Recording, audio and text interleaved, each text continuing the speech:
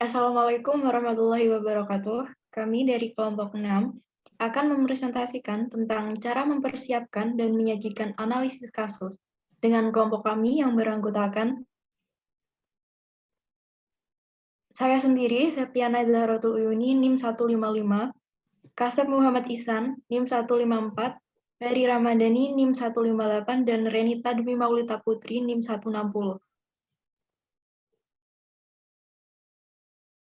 Submateri pada bab ini yang pertama adalah apakah kasus manajemen strategik, yang kedua pedoman untuk mempersiapkan analisis kasus, yang ketiga mempersiapkan kasus untuk kelas diskusi, yang keempat tips untuk kesuksesan dalam analisis kasus.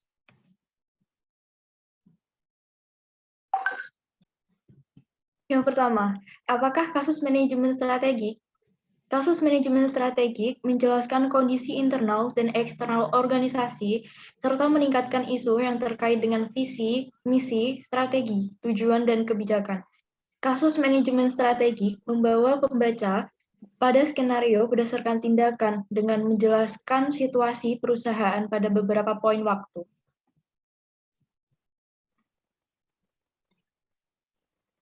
Yang kedua, pedoman untuk mempersiapkan analisis kasus. 1. Kebutuhan untuk praktik. Tidak ada satu kasus pun yang memberikan Anda semua informasi. Oleh karena itu, dalam menganalisis kasus manajemen strategi, kita harus membuat asumsi yang beralasan mengenai asumsi pernyataan yang jelas, melakukan analisis yang sesuai, dan membuat keputusan. 2. Kebutuhan untuk justifikasi. Tidak ada solusi terbaik tunggal atau satu jawaban yang benar untuk menjawab sebuah kasus.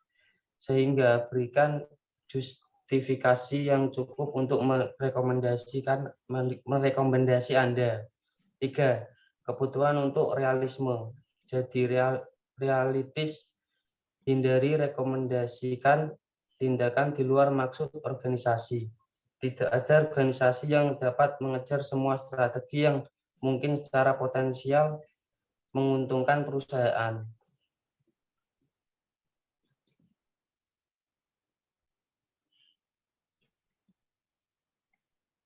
4. Kebutuhan untuk spesifikasi. Faktor internal dan eksternal terpilih untuk perlu dapat dilakukan keperluasan yang memungkinkan dan rasio keuangan secara umum tidak dapat dilakukan.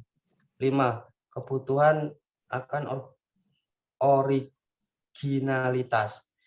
Jadilah original, Anda dapat menjadi strategis yang baik dan berpikir luas. Situasi, membuat pengukuran manajemen dan mengajukan rencana diri sendiri. Bandingkan apa yang Anda rekomendasikan dengan rencana apa yang akan atau telah diambil keputusan. 6. Kebutuhan untuk berkontribusi. Jadilah pendengar yang baik dan kontributor yang baik. Cobalah berpikir terbuka terhadap pandangan orang lain. 3. Mempersiapkan kasus untuk diskusi kelas. A. Metode kasus versus pendekatan pengajar. Metode kasus melibatkan situasi ruang kelas di mana mahasiswa melakukan sebagian besar pembicaraan.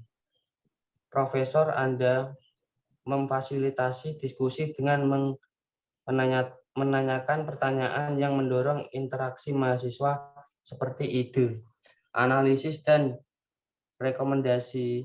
Anda harus menyiapkan jawaban untuk pertanyaan tipe berikut ini.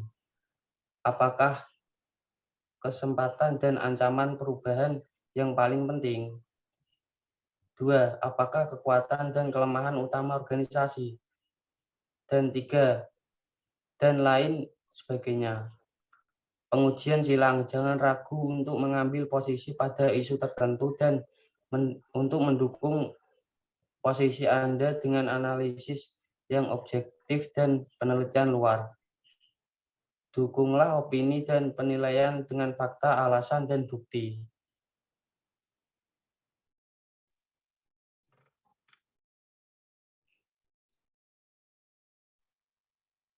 B. Mempersiapkan analisis kasus tertulis.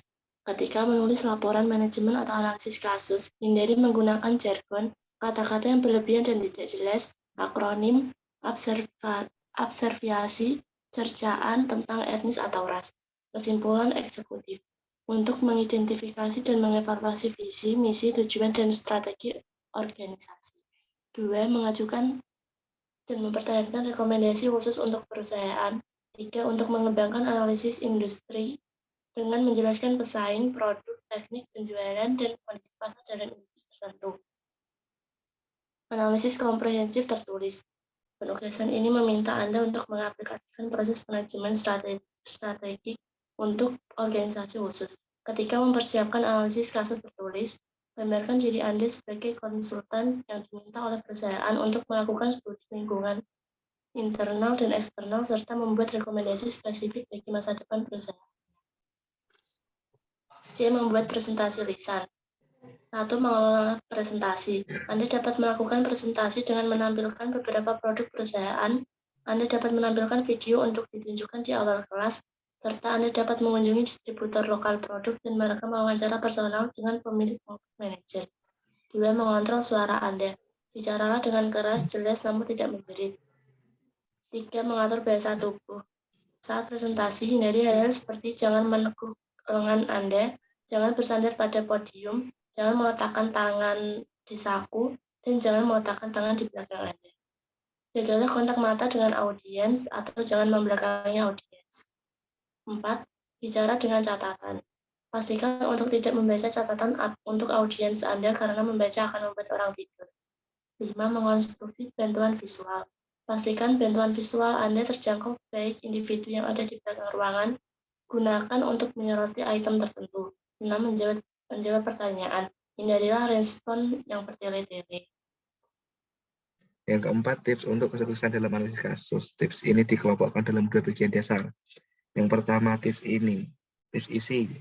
Tips ini terkait dengan isi analisis kasus Anda. Yang kedua, tips proses, yaitu tips yang terkait dengan proses yang dilalui Anda dan rekan semampu Anda dalam mempersiapkan dan menyampaikan analisis kasus atau presentasi Anda. Kemudian langkah-langkah dalam menyajikan analisis kasus lisan. Langkah pertama, memperkenalkan diri, memperkenalkan perusahaan, menunjukkan visi presentasi, memberitahu audiens tentang perusahaan dapat meraih dan mempertahankan keunggulan kompetitif. Dan langkah kedua, menunjukkan pertanyaan visi, misi dari perusahaan, menunjukkan visi dan misi yang telah dikembangkan, membandingkan visi dan misi Anda, mengomentari visi dan misi Anda.